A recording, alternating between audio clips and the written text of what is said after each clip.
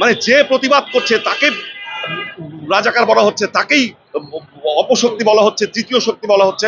এগুলি ফ্যাসিস্ট শক্তি করেই থাকে। 6 বছরের শিশু বাচ্চা রিয়া গোপ নারায়ণগঞ্জের ছাদে খেলছিল, 6 বছরের শিশু বাচ্চা। আমার মনে হয় যে সেই রিয়া গোপ হচ্ছে বাংলাদেশের জামায়াতে ইসলামীর আমির। এইরকম একটা পরিস্থিতি এসেছে। ফ্যাসিস্ট শক্তির পতন অবশ্যম্ভাবী আমরা দিকে দিকে শুনছি। গোটা বাংলাদেশ জেগে উঠছে। এই শিক্ষার্থীরা প্রত্যেককে রাস্তায় নিয়ে এসেছে, তাদের বাবা মাকে রাস্তায় নিয়ে এসেছে। এই প্রথম পৃথিবীতে এমন একটি বিপ্লব সংগঠিত হতে যাচ্ছে যেখানে উল্টো শিক্ষার্থীরা তাদের বাবা মাকে রাস্তায় নিয়ে আসছে। এবং আমরা পত্রিকার লেখালেখিতে দেখেছি বাংলাদেশের ইতিহাসে 1952 পরে এত বড় ছাত্র বিপ্লব সংগঠিত হয় নাই। তো এত বড় ছাত্র বিপ্লব যদি সংগঠিত না হয়ে থাকে, এত বড় একটি বিস্ফোরণ ঘটেছে, সেই বিস্ফোরণকে আমরা চাই যে আমরা যেন এই বিস্ফোরণকে সঠিক জায়গায় নিয়ে যেতে পারি। আমরা ভরসা রাখি এই শিক্ষার্থীরা আমাদের অতীতে যে ভুলগুলো হয়ে গেছে, 71-এ আমাদের দেশ স্বাধীন হবার পরও আমাদের দেশের সেই স্বাধীনতা লুটেরাদের হাতে চলে গেছে। এরপরে 90-এ আমরা গণতন্ত্রকে মুক্তি করতে চেয়েছি, সেই গণতন্ত্র মুক্তি পাইনি। গত 16 বছর না, গত 53 বছর ধরেই আমাদের সেই স্বাধীনতার আকাঙ্ক্ষা পূরণ হয়নি। আমাদের এই শিক্ষার্থীরা সেই স্বাধীনতার আকাঙ্ক্ষা নিশ্চিত করবে। এবং আমরা দেখছি একটি গুজব চালু আছে যে যারা আন্দোলন করছে তারা দেশের জাতীয় পতাকার রং সমস্তটা কি লাল করে ফেলতে চায়, সবুজের বদলে লাল। এই ধরনের গুজব ফ্যাসিস্ট শক্তি তৈরি করছে। আমি বলবো যে এই যারা এই আন্দোলন করেছে তারা শুরু থেকেই জাতীয় পতাকা, সবুজ লাল জাতীয় পতাকা মাথায় বেঁধে রাস্তায় ছিল, আমরা প্রকাশ্যে দেখেছি। এই ধরনের ভেলকিবাজি কথাবার্তা বলে এই দেশে আর পার পাওয়া যাবে না।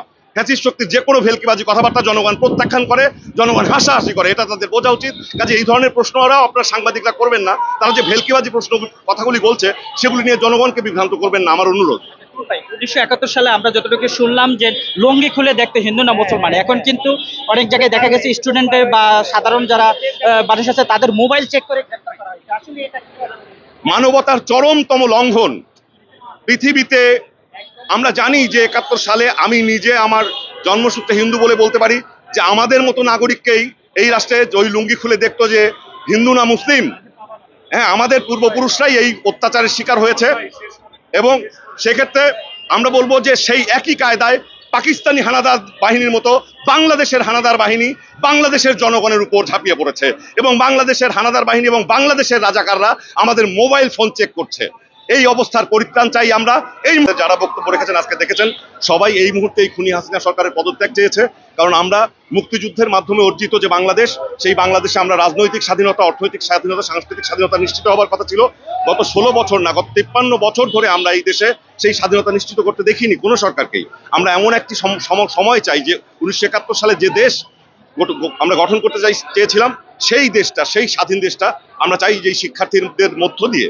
আমাদের আসলে নিজেদের কিছু করার নেই। আমরা বক্তব্যেও আমরা সবাই বলেছি যে আমরা যে প্রজন্ম মানে তারুণ্য অতিক্রম করে এসেছি, তারা শিক্ষার্থীদের হাতে ভার দিয়ে দিয়েছি।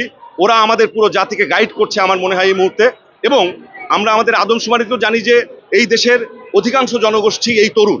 কাজেই যেহেতু একটা গণতান্ত্রিক দেশ, কাজেই অধিকাংশ জনগোষ্ঠীর কথা শুনে এই দেশ চলতে হবে। অধিকাংশ জনগোষ্ঠী যেহেতু তরুণ, তাহলে এই তরুণদের কথা মতো এই দেশ চলতে হবে, এটাই আমাদের কথা। নিরস্ত্র আবু সাঈদকে প্রকাশ্যে গুলি করা হয়েছে, এটা বলতে একটা ফ্যাসিস্ট শক্তি যখন পতন হয় তখন নানা রকম কথা বলে। আমাদের আসলে জনগণের বোঝা হয়ে গেছে। আমার মনে হয় প্রতিটা ঘরে ঘরে এই বার্তা পৌঁছে গেছে। বা আসলে এখন তার ওই সেই যুগ নেই যে কোনো একটা নতুন তথ্য দেওয়া হবে, কারণ ভিডিও প্রকাশ হয়েছে, আমরা দেখেছি। সেই আবু সাঈদ এভাবে বুক পেতে দিয়েছে, খুব নিকট দূরত্ব থেকে তাকে গুলি করা হয়েছে। এখন কে গুলি করেছে, সে রাজাকার নাকি আবু সাঈদ রাজাকার, এরকম আমার তো মনে হয় যে 6 বছরের শিশু বাচ্চা রিয়া গোপ নারায়ণগঞ্জের ছাদে খেলছিল, 6 বছরের শিশু বাচ্চা। আমার মনে হয় যে সেই রিয়া গোপ হচ্ছে বাংলাদেশের জামায়াতে ইসলামীর আমির। এইরকম একটা পরিস্থিতি এসেছে।